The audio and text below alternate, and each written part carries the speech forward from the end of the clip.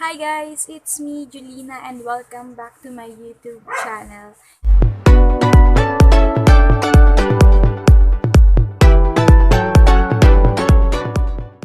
And so for today's video, nakikita niyo naman sa title na gagawa tayo ng DIY face mask. So before we start, kailangan natin muna na brush. Kahit na anong brush, basta yung medyo malaki-laki niya. And next naman ay lagayan. Kahit na anong malalim, pwedeng gamitin. Pwedeng mangkok, gano'n, kasi malalim. Hindi mahulog yung egg and yung coffee. So, dito ko siya nilagay kasi parang matatakpan siya. And malalagay ko ulit siya sa ref para magamit ko ng twice or thrice. So, ang next naman na kailangan natin is egg. Natin ang egg. Coffee. So, yung coffee na to is yung matapang na coffee siya.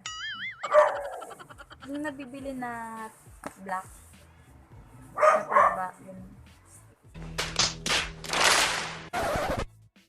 Yun, start na tayo. Ang una kong gagawin is lalagay ko na yung egg white dito sa lagayan. So, ayun mga sis, nalagay ko na yung egg white dito sa lagayan. And then, next naman natin is yung coffee. Lagyan natin yung coffee. Powder dito. So, maglalagay muna ako ng isang teaspoon. Wow! Gamit tayo ng mix.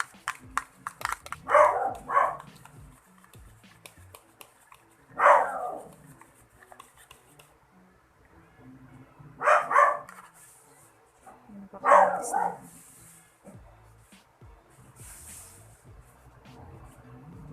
Dagdagan ko ulit siya ng coffee guys kasi hindi pa kontento. Pero sa kanya kontento na ako. Kontento na. 君の虜になってしまえばきっとこの夏は充実するのモード噂の Dreaming Up 忘れないで Yan, kung nabula-bula na siya. So, sa tingin ko, pwede na siya ilagay. Bango niya. May coffee. Gago! So, yun, i-apply na natin siya sa ating face.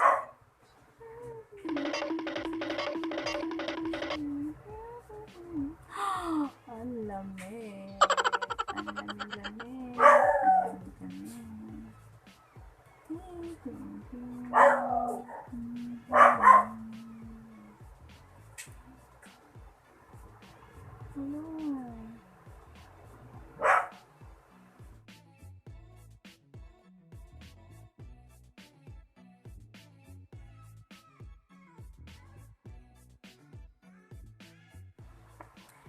So, yun, papatuloyin ko lang siya ng 15 to 20 minutes.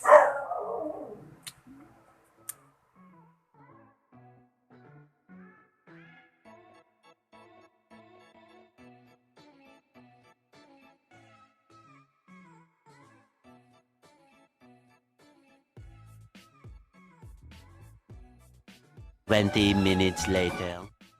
So, ayun guys, matigas na siya. And, ang hirap magsalita.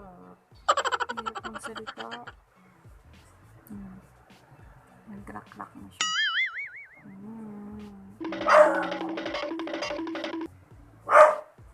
Ayan. So, ito na siya. So, maghihilamos na. So, guys, nahilamusan ko na po ang ating face. And, ayun yung naging resulta ng ating ginawang DIY face mask. napansin ko lang sa skin ko is pumuti siya ng konti and nag-smooth siya. Sobrang sarap niyang hawakan. Promise. Promise, nag-smooth siya, guys. Gawin niyo na siya. Napaka-worth it. Hindi kayo magsisis. And feeling ko naging clear skin na ako. Oh no! Gago! Dahil sa liwanag. Char.